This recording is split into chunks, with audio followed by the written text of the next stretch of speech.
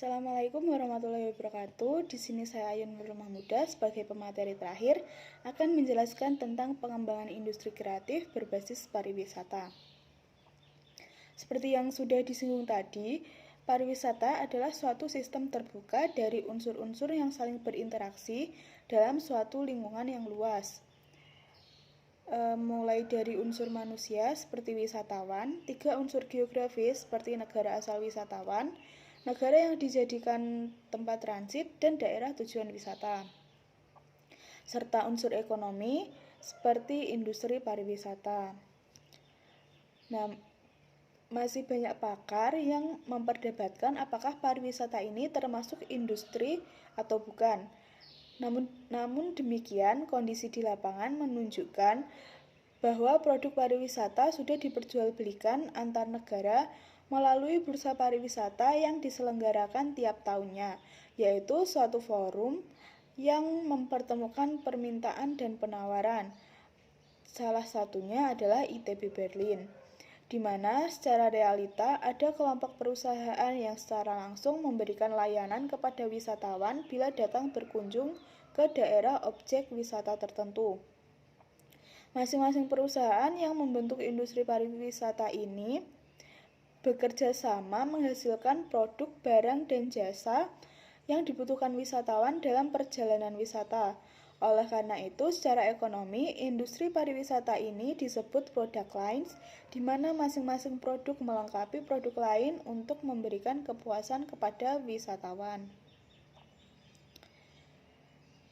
Adapun faktor-faktor industri pariwisata meliputi kekayaan alam atau natural resource, modal atau kapital, tenaga kerja atau manpower, dan keterampilan atau skill. Nah, industri pariwisata ini disebut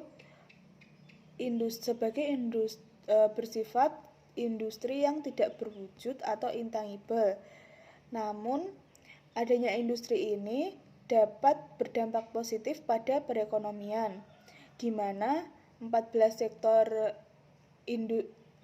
subsektor industri kreatif sangat berkaitan erat dan menjadi bagian yang bersandingan dengan produk industri pariwisata.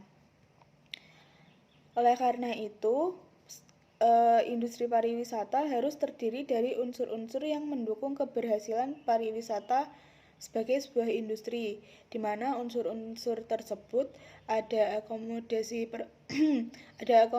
perhotelan, restoran, rumah makan dan lainnya, airline, bus, penyewaan mobil, taksi, biro perjalanan wisata, daya tarik wisata, unsur-unsur seni dan budaya, pusat-pusat rekreasi, taman nasional, shopping center dan souvenir shop.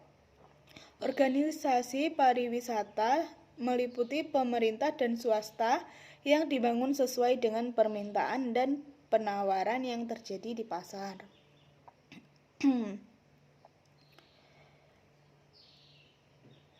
Saat ini telah tersusun 35 roadmap pengembangan klaster industri prioritas, yakni yang pertama ada industri agro yang terdiri atas industri pengolahan kelapa sawit, industri karet dan barang karet, industri kakao, industri pengolahan kelapa, industri pengolahan kopi, industri gula, industri hasil tembakau, industri pengolahan buah, industri furnitur, industri pengolahan ikan, industri kertas, industri pengolahan susu.